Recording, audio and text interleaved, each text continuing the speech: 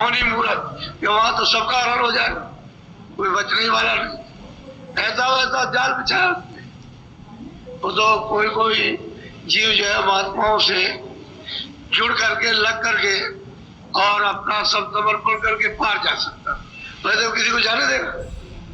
तो बहुत प्यार से समझा रहे हैं कि मैं इन सबसे आनंद। बोलो बोलो। सुनो सुरते तुम अपना भेद, तुम हम में थी सदा। सुनकर कहते गए सूरत, जो तू दोनों आंखों के पीछे बैठी हुई है, तू हम में थी, अभेद थी, तुझमें कोई भेद नहीं था। मेरा तेरा रूप एक, अभेद थी, मुझ में थी।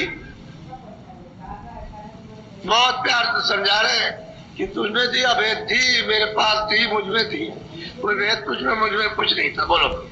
काल करी हम सेवा भारी, सेवा बस होए कुछ। भाई काल ने मतलब है कि सेवा की सैदल कमल में, यानी बैठ करके निर्जन भगवान ने जब उन्होंने तपस्या की तो बहुत युग बहुत कल्प बीत गए, अनगिनत थे, जिसकी कोई गिनती नहीं हो सकती है।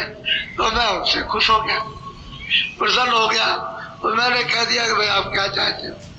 तो उन्होंने मांगा कि इनको हमको दे दीजिए। तो मैं प्रसन्न होकर के मैंने उनके सुपुर्द किया, दिया, यानी भंडार जीवों का अलग अलग लोगों में देशों में तकसीम कर दिया। बोलो।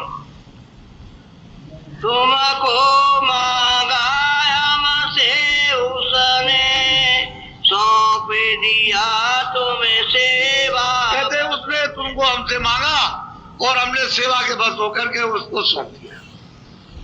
वो जानबूझ करके लीला की है, अनजान में तो की नहीं है, लेकिन अब वो प्रश्न का उत्तर दे रहे कि भाई तपस्या की थी उसने, मैं प्रसन्न हो गया था उस सेवा से, उसने तुमको हमसे मांगा, हमने उसको दे दिया। बोलो।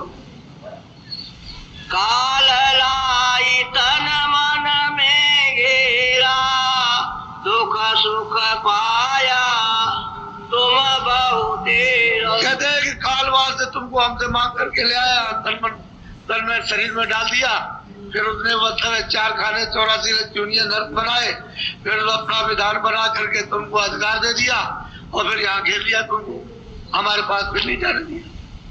जितने निकल गए उतने तो निकल गए, पहले मतलब है कि चट्टे में, लेकिन बाद में जब विधान बना तभी से बचना होगा। तो कहते हैं तुमको ला करके फिर तरह तरह का तुमको दुख और तकलीफ और पीड़ा दे रहा, अपना नियम बना करके फिर दुख देता है। बोलो। दुख में देखा तुमको जब दया उठी हमारा। कहते हैं कि जब हमने तुमको दुख में देखा, क्योंकि गोपनीय संत तो यहाँ हमेशा रहते, वो यहाँ वहाँ खबर देते रहते बराबर नित्य, उनको तो कभी कोई जान ही नहीं सकता। वो सदा यहाँ पृथ्वी में रहते हैं, मरुरूपी मंदिर में, हमेशा रोज आएंगे जाएंगे उस मालिक के पास, सब मंडलों पर, कोई मंडल छोड़ेंगे नहीं, सब जाएंगे। तो वो सब खबर देते हैं। तो हमको उन्होंने सूचना दी कि वहाँ जीव बहुत तकलीफ में, बड़ी यातना, बड़ी वेदना दी जा रही, सब रो रहे, सब चिल्ला रहे। तो जब हमको तुमको तकलीफ में देखा तो मैं तुम्हें अब चिताने के लिए आ गया कि भाई ये तो देश तुम्हारा नहीं है, ये परदेश है, कोई कुछ नहीं है, तुम चलो हमारे साथ, हम तुमको ले जाए और तुम्हारे घर में पहुंचा दे, तुम चलो हमारे साथ। बोलो।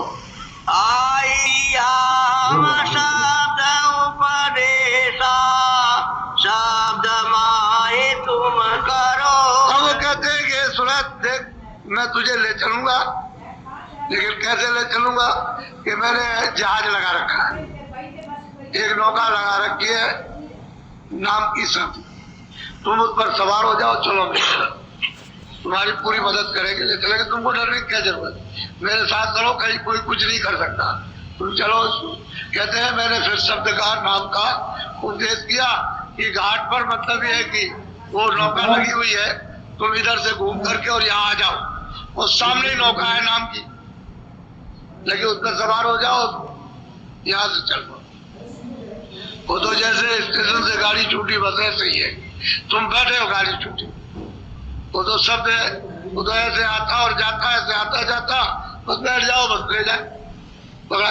तो मेरे कहते हैं कि शब्द का आकर के मतलब उपदेश दिया, इस पर बैठो और चलो घर में, क्योंकि तुम्हारे प्रति दया आ गई, तुमको बहुत तकलीफ है, बहुत परेशानी है, बहुत पीड़ा है, सताए जाते हो, मारे जाते हो, कोई सुनने वाला नहीं है, तो तुम्हारी दया, उससे मैं दिलवित हो गया। बोलो। शब्द शब्द पौड़ी अमरची, चारे चारे पहुँचो नगर। कहते हैं कि हमने शब्द की सीढ़ी बना रखी है, सबसे नीचे वाला शब्द है घंटा शब्द, उसके बाद बादल